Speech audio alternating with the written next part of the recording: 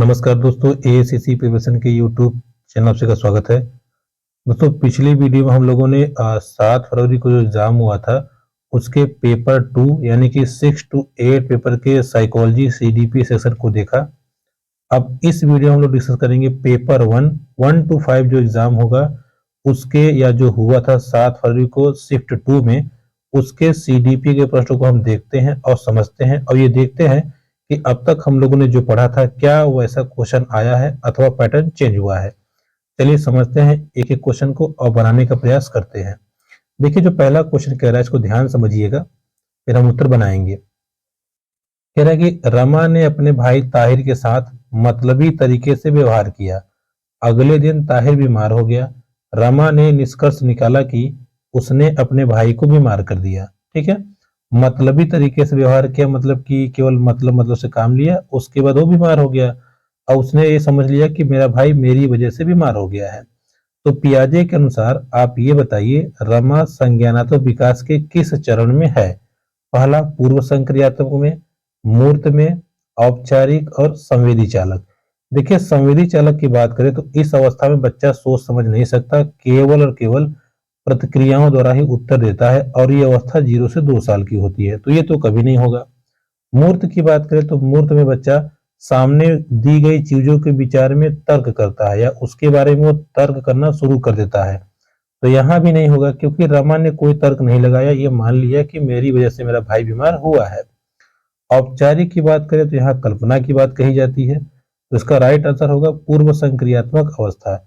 ठीक है, रमा ने झगड़ा किया था या उसने मतलब काम लिया था या मतलब रूप से उससे व्यवहार किया था, तो उसको लगा कि शायद मैंने ऐसा किया है तभी मेरे भाई की तबीयत खराब हुई है। तो पियाजे के अनुसार रमा संज्ञानात्मक विकास के पूर्व संक्रियात्मक अवस्था में है, या कह लीजिए कि 2 से 7 वर्ष की आयु में है। तो राइट आंसर क्या हो जाएगा? Option number first. बात करते हैं प्रश्न नंबर 2 की। लिखा है डैश वह प्रक्रिया है जिसके द्वारा बच्चे अपनी जेंडर भूमिकाओं के बारे में जागरूक होते हैं। मतलब इसमें से कौन सी ऐसी क्रिया है या कौन सी ऐसी कार्य प्रणाली है जिससे बच्चे जेंडर के विषय में जानते हैं या उनको जानने का प्रयास वो करते हैं। पहला, जेंडर समानता से समझेंगे, जेंडर संबंधता से, जेंडर समरूपता से, या जेंडर वर्गीकरण या टाइपिंग। तो देखिए, बच्चों को अगर जागरूक करना होगा तो जेंडर वर्गीकरण या टाइपिंग की जरूरत पड़ेगी। मतलब अगर आप वर्गीकरण करके बच्चों को समझाएंगे तभी उनको समझ में आएगा कि वाकई में जेंडर है क्या, किस आधार पे इसको अलग किया जाता है और इसका दुष्परिणाम क्या हो सकता है। इसके लिए वर्गीकरण की प्रक्रिया से आप बच्चों को अच्छे से समझा सकते हैं। तो राइट आंसर हो जाएगा ऑप्शन नंबर 4। बात करते हैं प्रश्न नंबर 3 की। लिखा है कि निम्नलिखित में से कौन सा परिदृश्य लेव वाइगोस्की के आलंबन की अवधारणा के अनुप्रयोग का उपयुक्त वर्णन कर रहा है? अच्छा, जो लेव वाइगोस्की ने आलंबन की अवधारणा दी है इसमें से कौन सा ऐसा ऑप्शन है जो राइट होता है या ठीक बैठता है? पहला, एक शिक्षिका ने विद्यार्थियों को आपस में किसी प्रकार के संवेग और संवाद को सख्त रूप से पाबंदी लगाई हुई है। ऐसा तो होगा नहीं। लय वाइगोस्की कहते हैं नहीं नहीं, ऐसा नहीं होना चाहिए, बच्चे संवाद करेंगे तभी सीखेंगे, तो ये तो हुआ नहीं। एक शिक्षिका ने श्यामपट्ट पर उत्तर लिख दिए हैं, गलत बात है। उत्तर लिखना, प्रश्न याद करना, ये तो होगा ही नहीं। आगे है, एक शिक्षिका ने अपने विद्यार्थियों के लिए यह अनिवार्य कर दिया वे निर्धारित समयावधि में स्वयं ही समस्याओं का समाधान करें। देखिए, स्वयं समस्याओं का समाधान करें बात तो ठीक है, लेकिन जो इसने अनिवार्य कर दिया ना, ये गलत है। ये बच्चों के दृष्टिकोण से ऐसा नहीं होना चाहिए। तो इसका बचा केवल राइट आंसर हो जाएगा ऑप्शन नंबर 4। क्या कह रहा है? एक शिक्षिका ने अपने विद्यार्थियों को आधी हल की हुई समस्याएं दी जिन्हें अन्यथा हल करने में कठिनाई हो रही थी। तो ये आलंबन की बिल्कुल सही बात। आलंबन मतलब होता है एक तरह से सहारा देना। तो शिक्षिका ने क्या किया कि जो जैसे कोई समस्या है बहुत कठिन थी, तो उसको शिक्षिका ने आधा हल कर दिया, फिर दे दिया कि बेटा आगे तुम करो। तो राइट आंसर क्या हो जाएगा? Option number 4। आगे बढ़ते हैं। देखिए, अगला हमारा है प्रश्न नंबर 4। क्या कह रहा है? प्रगतिशील शिक्षा एक शैक्षिक दर्शन है जो जोर देता है। देखिए, सारे के सारे क्वेश्चन हमारे बिल्कुल वैसे ही आ रहे हैं जैसे हम लोगों ने प्रैक्टिस किया हुआ है। अब प्रगतिशील शिक्षा की बात कहा है, अब आप खुद आंसर बताएंगे। रट कर याद करना है क्या ये है? बिल्कुल नहीं है, मैंने आपको बार बार बताया है। मानकीकृत परीक्षण बिल्कुल नहीं है, बार बार बताया हमने आपको। प्रतियोगिता बिल्कुल नहीं है, ये भी बताया है। तो होगा होगा क्या? छात्र केंद्रित शिक्षा और सक्रिय भागीदारी, यही तो मैंने आपको बताया है। एक्टिव पार्टिसिपेशन और बाल केंद्रित शिक्षा को ही बढ़ावा देता है कौन सा? प्रगतिशील शिक्षा। तो राइट आंसर क्या हो जाएगा? Option number 4। आगे बढ़ते हैं प्रश्न नंबर 5 की तरफ, डिस्कस करते हैं। देखिए आ गया कथन को पढ़िए। देखिए कथन को पढ़ना है, पढ़ने के पश्चात उसी के अनुसार हमें आंसर देना है। पहला कथन क्या कह रहा है?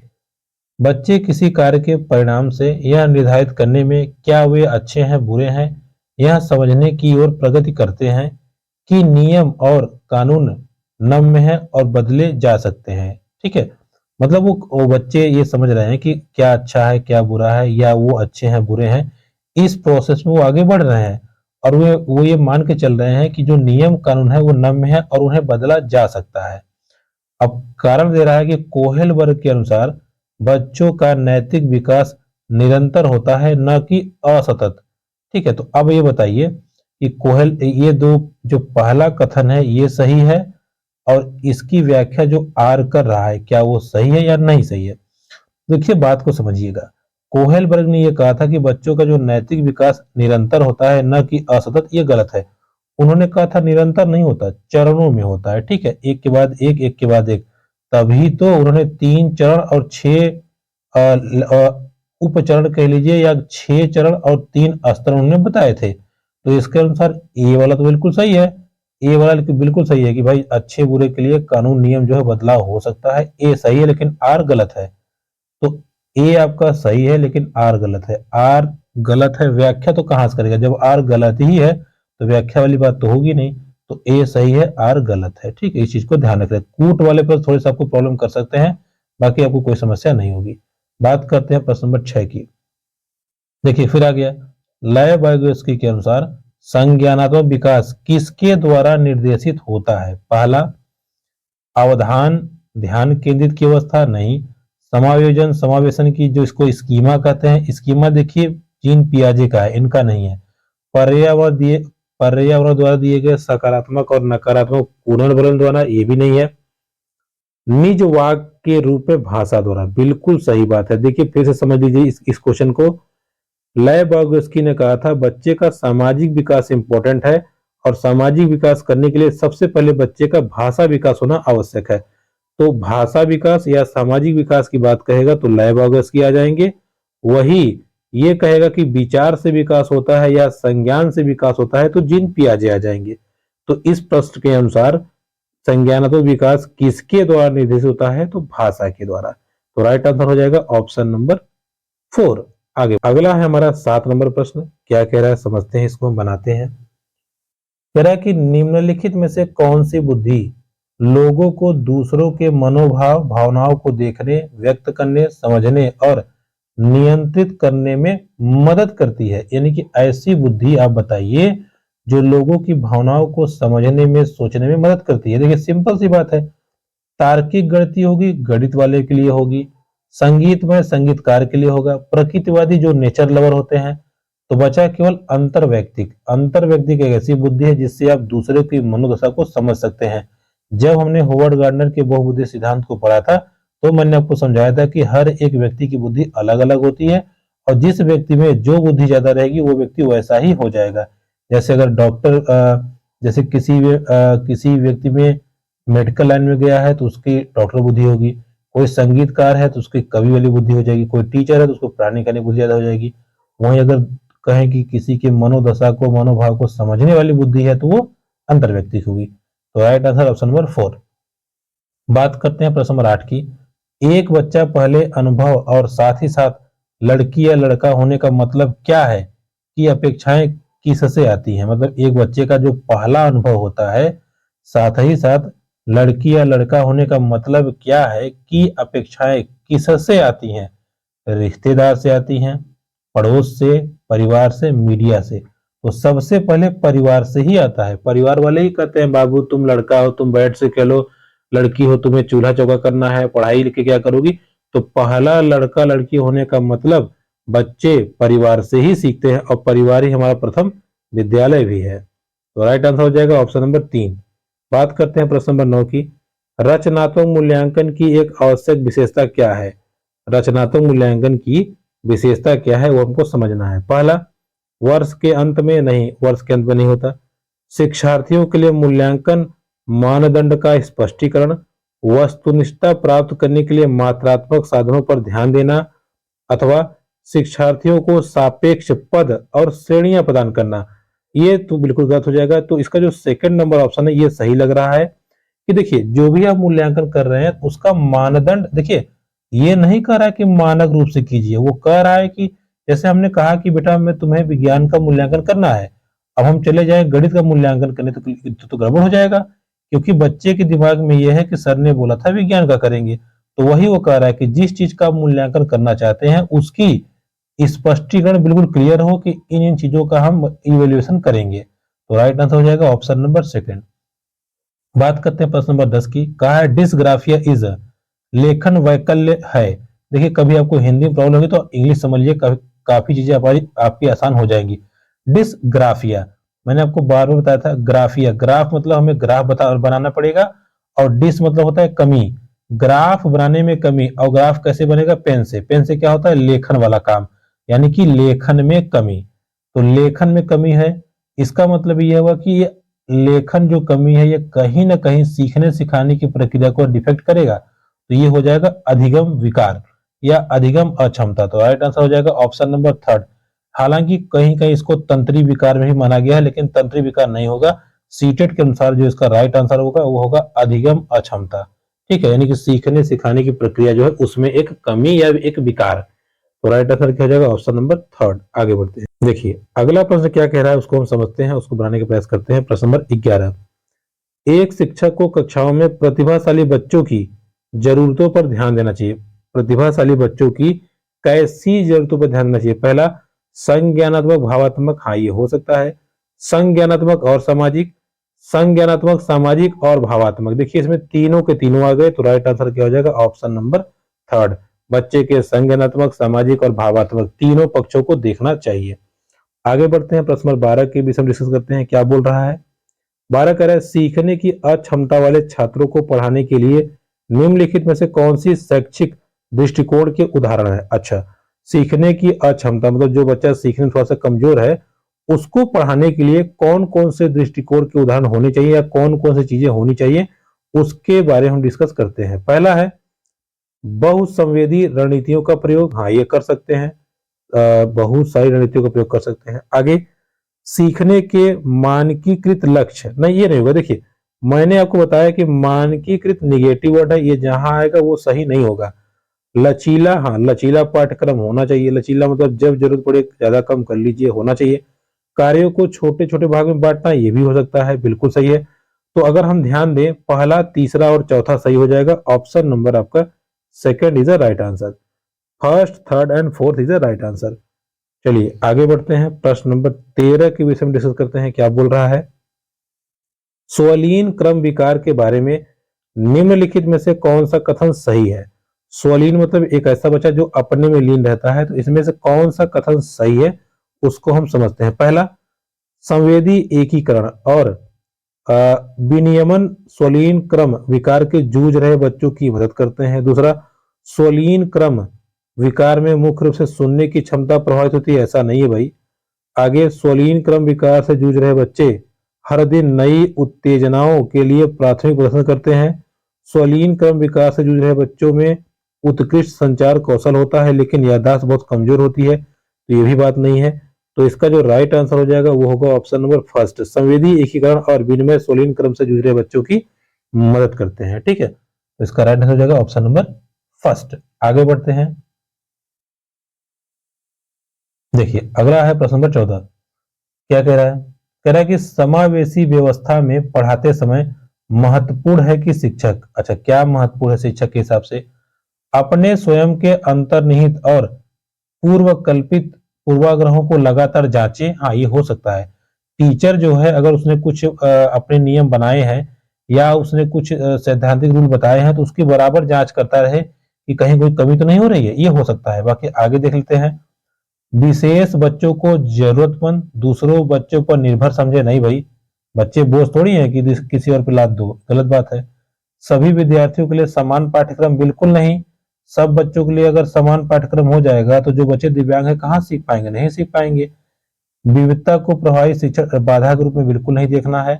तो पहला नंबर ऑप्शन सही हो जाएगा कि अपने अंदर या उसने जो भी पहले से योजनाएं बनाई है उसको बराबर जांच करता रहे और उसमें आवश्यकता अनुसार सुधार करता रहे। तो राइट आंसर क्या हो जाएगा, ऑप्शन नंबर फर्स्ट। बात करते हैं प्रश्न नंबर 15 की। फिर देखिए कथन की बात कहा है, समझते हैं क्या कहना चाहता है। देखिए कथन है, शिक्षकों को कक्षा में मुद्रण समृद्ध वातावरण बनाने के लिए विभिन्न प्रकार के बाल साहित्य को शामिल करना चाहिए। सही बात है, क्यों नहीं। जो भी प्रिंटेड चीजें होंगी, अगर वातावरण आप अच्छा बनाना चाहते तो करना चाहिए, बात तो सही कह रहा है। आगे, साक्षरता सामग्री और साक्षरता अनुभवों से समृद्ध कक्षा प्रभावी शिक्षण केंद्र है, बिल्कुल सही बात है। देखिए अब जरा आप गौर कीजिएगा, यहाँ पे दोनों सही है। कैसे सही है, पहले में कह रहा है कि मुद्रण समृद्ध वातावरण बनाने के लिए विभिन्न प्रकार के बाल साहित्य को शामिल कीजिए। बाल साहित्य मतलब कॉपी किताब। सेम चीज यहाँ भी कह रहा है कि साक्षरता सामग्री और साक्षरता अनुभव, वही तो हुआ कॉपी किताब। तो यहाँ पे ए और आर दोनों सही है और व्याख्या भी बिल्कुल सही कर रहा है। तो राइट आंसर हो जाएगा ऑप्शन नंबर 4। आगे बढ़ते हैं प्रश्न नंबर 15। क्या कह रहा है, सॉरी 16 कह रहा है, एक प्रगतिशील कक्षा कक्ष में विद्यार्थियों के अधिगम को सुगम बनाने के लिए एक शिक्षक निम्नलिखित में से किस प्रक्रिया पर बल देना चाहिए। मतलब क्या उसको कार्य कराना चाहिए शिक्षण कक्षा कक्ष या विद्यार्थियों की अधिगम को सुगम बनाने के लिए। पहला, निष्क्रिय प्रतिवृत्ति, नहीं गलत बात है, निष्क्रिय हो जाए कहाँ सीख पाएगा कोई। चिंतनशील सोच, आज्ञाकारी श्रवण, व्यवहार अनुकूल अनुकूलन। तो इसका देखिए राइट आंसर हो जाएगा चिंतनशील सोच। हर एक बच्चा क्रिएटिव माइंड का हो या थिंकिंग ज्यादा करे या चीजों को सोचे समझे, तो इस प्रगतिशील कक्षा कक्ष में एक शिक्षक को यही करना चाहिए कि चिंतनशील सोच को डेवलपमेंट कर ले। जब क्रिटिकल थिंकिंग आ जाएगी तो बच्चा ऑटोमेटिक सवालों को सॉल्व कर लेगा या समस्याओं से निपट लेगा। तो सही उत्तर हो जाएगा ऑप्शन नंबर 2। आगे बढ़ते हैं, बात करते हैं प्रश्न नंबर 17 की। लिखा है, रमन जो कि कक्षा 4 का विद्यार्थी है, एक प्रश्न को हल नहीं कर पा रहा है। यह देखकर रमन का शिक्षक उससे कहता है कि उसके मन में क्या चल रहा है, वह उसे बोलकर इस प्रश्न को हल करने की कोशिश करे। इस तरह का मौखिकरण, देखिए बच्चा है सवाल नहीं निकल पा रहा है, शिक्षक कह रहे हैं कि बेटा क्या हुआ, तो क्या दिक्कत है आपको बताइए, और वह कहते हैं इस प्रश्न को बोलकर हल करने का प्रयास करो। अब इस तरह का मौखिकरण मतलब ये जो शिक्षक ने अपनाया है तरीका, क्या हो सकता है। पहला, सहायक है क्योंकि भाषा सोचने की प्रक्रिया को सुगम बनाती है। क्या ये बात सही है, बिल्कुल सही है। यही तो कहा था इसने, वाइगोत्स्की ने, कि भाषा से ही विचारों का जन्म होता है। तो बिल्कुल सही है। अगर हम सेकंड ऑप्शन की बात करें, देखिए तो इसमें निगेटिव वर्ड दिया है केवल, ये कभी नहीं होगा। फिर लिखा है अनुत्पादित है क्योंकि भाषा और संबंधित नहीं है, निगेटिव वर्ड, बाधा डालती है निगेटिव वर्ड। तो ये तीन के तीनों गलत हो जाएंगे, पहला वाला हमारा बिल्कुल राइट आंसर हो जाएगा। आगे बढ़ते हैं प्रश्न नंबर 18 की तरफ। एक शिक्षक जो रचनावादी शिक्षा शास्त्र में विश्वास करता है उसके लिए क्या आवश्यक है। उसके लिए ये आवश्यक है कि सामाजिक सांस्कृतिक पृष्ठभूमि के आधार पे छात्रों से या छात्रों के निर्णय लेने से बच जाए। मतलब मान लीजिए कोई बच्चा अगर पिछले वर्ग का है तो उसको पढ़ने लिखने नहीं आएगा, ये ऐसा ना मान ले, या ये मान ले कि कोई अच्छी फैमिली से आता है तो बहुत ब्रिलियंट होगा। एक शिक्षक को ऐसा नहीं मानना चाहिए, उसको सभी प्रकार के बच्चों को लेकर साथ चलना है, इसलिए उसका विश्लेषण करने के पश्चात ही उसको आगे बढ़ना चाहिए। तो राइट आंसर क्या हो जाएगा, ऑप्शन नंबर फर्स्ट। बात करते हैं प्रश्न नंबर 19 की। क्या कह रहा है समझते हैं। शिक्षार्थियों की सक्रिय संलग्नता का क्या तात्पर्य है। पहला, तथ्यों और सूचनाओं को रटें, तो रटना तो होगा नहीं। सक्रिय रूप से अंक, ये भी नहीं होगा। पुस्तक को ज्ञान का एकमात्र स्रोत माने, बिल्कुल सही बात है ये, लेकिन ये भी हमें तो ढूंढना वो है कि क्या तात्पर्य है। तो तात्पर्य ये है पूछताछ, अन्वेषण और प्रश्न करें, यानी कि बच्चे स्वयं क्वेश्चन आंसर करें, अन्वेषण करें, खोजबीन करें, साथ ही साथ एक दूसरे से प्रश्न करें। तो राइट आंसर क्या हो जाएगा, ऑप्शन नंबर 4। बात करते हैं प्रश्न नंबर 20 की। क्या कह रहा है, राधा तर्क देती है। क्या तर्क देती है, कपड़े छाया की तुलना में धूप में जल्दी सूखते हैं, इसलिए उन्हें धूप सुखाने में मदद कर रही है। वो क्या समझ रही है। देखिए ऐसा प्रश्न कई बार आया है, जब भी आपको ऐसा आ जाएगा कोई कार्य करके कोई निर्णय लेगा, कार्य करने के पश्चात कोई निर्णय लेगा, तो वो आपका सीधा सीधा हो जाता है कार्य और प्रभाव, या कहिए कारण और प्रभाव। तो इसका सही उत्तर हो जाएगा ऑप्शन नंबर 4, क्योंकि कभी न कभी राधा ने ये देखा है या वो जानती है कि जब मैंने अपने कपड़े धूप में रखे तो जल्दी सूख गए, लेकिन वही कपड़े जब मैंने छांव में रखे तो नहीं सूखे। इसका मतलब उसने कार्य किया है, तब वो उस प्रभाव को एक्सप्लेन कर पा रही है। तो सही उत्तर हो जाएगा ऑप्शन नंबर 4। नंबर 21 की क्या कह रहा है समझते हैं। देखिए, कह रहा है निम्नलिखित में से कौन सा आंतरिक अभिप्रेरणा का उदाहरण है। इनमें से कौन सा ऐसा है जो आंतरिक आंतरिक रूप से कर रहा है। देखिए पुरस्कार वाय होता है, तो ये तो सही होगा नहीं। आगे बढ़ते हैं। व्यक्तिगत आनंद के लिए कोई खेल खेलना, हाँ ये हो सकता है। माता पिता की डांट से बचने के लिए बिल्कुल नहीं। अच्छा ग्रेड पाने के लिए बिल्कुल नहीं। तो ये होगा व्यक्तिगत। जब बच्चे को आनंद आएगा किसी चीज में ना, तो ऑटोमेटिक वो अंदर से मोटिवेट होगा और चीजों को अच्छे से सीखेगा, बड़े चाव के साथ सीखेगा। तो सही उत्तर हो जाएगा ऑप्शन नंबर 2। बात करते हैं प्रश्न नंबर 22 की। फिर कह रहा है, इस कथन को पढ़िए, पढ़ते हैं हम कथन को। कथन क्या कह रहा है। रचनावादी शिक्षा शास्त्र में विश्वास रखने वाले शिक्षकों को बच्चों को ढेर सारी सामग्री उपलब्ध करानी चाहिए। कारण कह रहा है कि छोटे बच्चे अर्थपूर्ण सीखने के लिए केवल मौखिक निर्देश व व्याख्यान पर निर्भर होते हैं। अब बात को समझिए आप। क्या बच्चे अर्थपूर्ण सीखने के लिए केवल मौखिक निर्देश पे ही निर्भर होते हैं? नहीं ना, गलत बात है। तो दूसरा तो पहले ही गलत हो गया। पहले की बात करें तो कह रहे हैं रचनावादी शिक्षा शास्त्र में विश्वास रखने वाले शिक्षकों को बच्चों को ढेर सारी सामग्री उपलब्ध करानी चाहिए। बिल्कुल सही बात है। तो ए तो सही है लेकिन आर गलत है। तो राइट आंसर हो जाएगा आपका ए सही है लेकिन आर गलत है। Option number 2 is right answer. चलिए आगे बढ़ते हैं, बात करते हैं प्रश्न नंबर 23 की। तेरा साथियों और शिक्षकों के सामने कम योग्यता की उपस्थिति से बचना एक उदाहरण है। अच्छा, साथियों और शिक्षकों के सामने कम योग्यता की उपस्थिति से बचना क्या हो सकता है? यानी कि कम योग्यता अगर किसी के पास है, कोई बच्चा है, तो उससे हमें बचाव करना है तो हम क्या कर सकते हैं? पहला, प्रदर्शन दृष्टिकोण लक्ष्य का। दूसरा, कार्य में शामिल लक्ष्य का। तीसरा, प्रदर्शन परिहार के लक्ष्य का, या महारत हासिल करने का। तो राइट आंसर हो जाएगा प्रदर्शन परिहार के लक्ष्य का।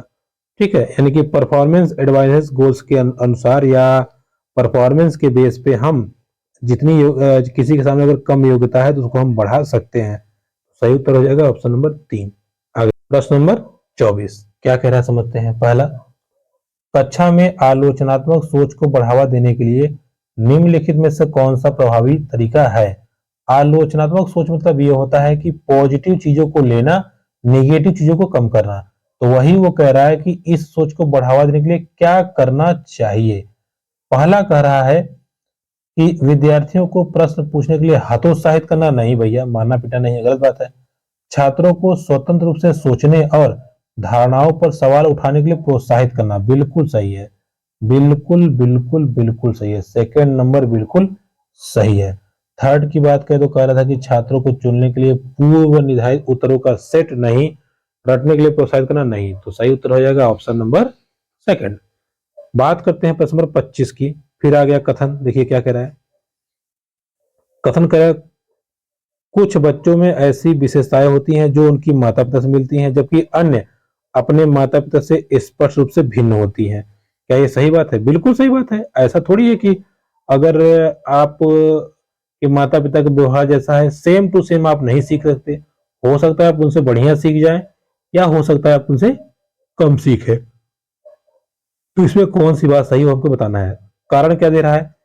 यह पता लगाना कि कोई विशेषता वंशानुक्रम या आनुवंशिक कारण कितनी है और पोषण या पर्यावरण के कारण कितनी एक जटिल मुद्दा है, इस चीज को हमें समझना है। अब देखिए बात को समझते हैं। क्या कह रहा है? ए और आर दोनों सही है। देखिए सही तो बात दोनों कह रहा है, लेकिन कहीं भी आर का जो स्टेटमेंट है वो ए के स्टेटमेंट से मैच नहीं खाता, क्योंकि ए वाला ये कह रहा है कि बच्चों में कुछ विशेषताएं होती हैं जो माता पिता से मिलती हैं, साथ ही साथ माता पिता से कुछ विशेषताएं बिल्कुल अलग होती हैं। अब कारण कह रहा है कि यह पता लगाना कोई विशेषता वंशानुक्रम या आनुवंशिक के कारण कितनी है और पोषण या पर्यावरण का कितनी एक जटिल मुद्दा है, तो इसका कोई संबंध ही नहीं है। तो इसमें आर सही है, ए सही है लेकिन आर गलत है। तो राइट आंसर क्या हो जाएगा आपका ऑप्शन, एक मिनट, नहीं दोनों सही, ठीक है। देखिए दोनों सही है लेकिन आर आपका व्याख्या सही नहीं कर पाता। सही तो दोनों है लेकिन व्याख्या नहीं कर पाता। सही तो हो जाएगा ऑप्शन नंबर फर्स्ट। बात करते हैं प्रश्न नंबर 26 की। विकास के बारे में निम्नलिखित में से कौन सा कथन सही है? पहला, विकास एक सरल और एकात्मक नहीं, एकात्मक तो नहीं है। विकास को हमेशा सटीक तौर पे मापा जा सकता है, बिल्कुल नहीं। विकास को आप कभी नहीं माप सकते। आगे, विकास बहुआयामी और बहुदिशात्मक होता है, ये बिल्कुल सही है। Option number third is the right answer. Option number third is the right answer. चलिए आगे बढ़ते हैं और आगे चीजों को हम समझते हैं। देखिए फिर कथन आ गया, क्या कह रहा है समझिए। कथन कह रहा है कि समझने व बोलने की क्षमता मुंह और मस्तिष्क के शारीरिक विकास पर निर्भर करती है। कारण कह रहा है कि संवेगात्मक विकास शारीरिक विकास से संबंधित है, ये आपको बताना है। देखिए पहले में कह ही रहा है कि जो बच्चा बोलने बोलने में जिसको दिक्कत हो रही है, वो उसके या उसकी जो इफेक्ट है वो उसके बॉडी पे पड़ेगी, उसके मस्तिष्क पे पड़ेगी, ये कथन कह रहा है। फिर दूसरा कह रहा है कि संवेगात्मक विकास यानी कि व्यक्ति अगर ज्यादा सोचे समझने लगेगा तो उसका शारीरिक विकास डिस्टर्ब हो जाएगा, क्योंकि वो संबंधित होते हैं। तो यहाँ पे जो दोनों है, ऑप्शन नंबर फर्स्ट जो है, दोनों के दोनों सही है और व्याख्या जो है वो नहीं कर पाता। ठीक है, तो चलिए आगे, नहीं एक मिनट, ये हमारा लास्ट वाला सही होगा। ठीक है, देखिए व्याख्या कर पाता है, देखिए ये सही होगा। ठीक है, ए और आर दोनों सही हैं और सही व्याख्या भी कर रहा है, क्योंकि बोल रहा है कि एक बच्चा बोलने में अगर असक्षम है तो उसका क्या शारीरिक इफेक्ट पड़ेगा, बिल्कुल पड़ेगा। तो राइट आंसर क्या हो जाएगा, ऑप्शन नंबर फोर्थ। चलिए आगे बढ़ते हैं, बात करते हैं प्रश्न नंबर 28 की। अधिकांश बच्चे 5-6 सुसंगत वाक्य कब बोल लेते हैं? मतलब जो अधिकांश बच्चे होते हैं वो 5-6 वाक्य कब से बोलना प्रारंभ कर देते हैं या कब से बोलते हैं? देखिए पहला 3 साल में, दूसरा 5 साल में, तीसरा 7 साल में, चौथा 1 साल में। अब जरा गौर कीजिएगा इस सवाल पे क्या कह रहा है आपसे। कह रहा है कि अधिकांश बच्चे 5-6 सुसंगत वाक्य कब बोलते हैं। देखिए बच्चा तो बोलना तो शुरू करता है 2 ही साल से, लेकिन टूटी फूटी भाषा बोलेगा। धीरे धीरे धीरे धीरे करते करते करते समय के साथ साथ जब वो बड़ा होता है और जब वो अधिकांश 5-6 सुसंगत मतलब क्लियर क्लियर जब आवाज बोलने लगता है, सेंटेंस में बोलने लगता है, तो उसी को हम कहते हैं या वही वो अवस्था है जिसके विषय में हमसे यहाँ पूछ रहा है। तो अधिकांश बच्चे 5-6 सुसंगत वाक्य कब बोल सकते हैं? लगभग 5 साल के आसपास। ठीक है, तो इसका राइट आंसर क्या हो जाएगा, ऑप्शन नंबर सेकंड। 28 की बात करते हैं। लय वागोस्की के अनुसार जैसे जैसे बच्चे बढ़ते हैं उनकी भाषा की ओर विकसित होती है। किसकी ओर? निज भाषा से आत्म केंद्रित, मौखीकरण से आंतरिक, मूक वाक से मौखीकरण, आंतरिक वाक से बाहरी वाक। तो इसका राइट आंसर क्या हो जाएगा आपका, मौखीकरण से आंतरिक वाक। मौखीकरण से आंतरिक वाक, ठीक है। क्योंकि इस भाषा जो होता है जब आप बोलेंगे, धीरे धीरे बोलेंगे तो पहले मुंह से आवाज आएगी, फिर उसके बाद आंतरिक वाक मतलब यह है कि जो चीजें आप बता रहे हो, ठीक है। देखिए करा कि लय के अनुसार बच्चे जैसे जैसे बढ़ते हैं उनकी भाषा की ओर मौखिकरण से आंतरिक, मतलब बच्चा बोलेगा, बोलते पहले तो कुछ नहीं सोचेगा, बोल देगा, लेकिन धीरे धीरे धीरे जैसे उसको जानकारी होने लगती है तो वो बोलना थोड़ा कम कर देता है। ठीक है, तो इसका राइट आंसर क्या हो जाएगा, ऑप्शन नंबर थर्ड। अब बात करते हैं आखिरी प्रश्न के, प्रश्न नंबर 30 के बारे में। कह रहा है कि पियाजे ने संज्ञानात्मक विकास को किस तरह घटित होने वाली या घटित होने वाला बताया है? संज्ञानात्मक विकास को पहला 3 प्रगतिशील स्तरों के आधार पे, 8 अवस्थाओं में संघर्ष के संकल्प के रूप में, जन्म से लेकर वयस्कता तक निरंतर तरीके से, या अथवा 4 गुणात्मक रूप से विभिन्न अवस्थाओं में। तो राइट आंसर क्या हो जाएगा, ऑप्शन नंबर 4, क्योंकि जीन पियाजे ने 4 अवस्थाओं के बारे में बताया था, संवेदीगामक, पूर्व संक्रियात्मक, मूर्त संक्रियात्मक, अमूर्त संक्रियात्मक। लेकिन यहाँ सवाल पूछा था पियाजे ने संज्ञानात्मक विकास को किस तरह घटित होने वाली घटना बताया है, तो उन्होंने बताया है कि ये घटना क्रमिक रूप से घटित होगी, एक के बाद जो इनका जो डेवलपमेंट का थ्योरी है बच्चे का, वो एक चरण के बाद दूसरा, दूसरे के बाद तीसरा, तीसरे के बाद चौथा था। ऐसा नहीं है कि डायरेक्ट चौथे पे पहुंच जाए। तो दोस्तों ये रही आज की हमारी क्लास, जिसमें हम लोगों ने 7 फरवरी को जो एग्जाम हुआ हमारा 2026 में, पेपर 1 के सीडीपी सेक्शन को हमने देखा। मिलेंगे आपसे अगली वीडियो में, तब तक के लिए नमस्कार।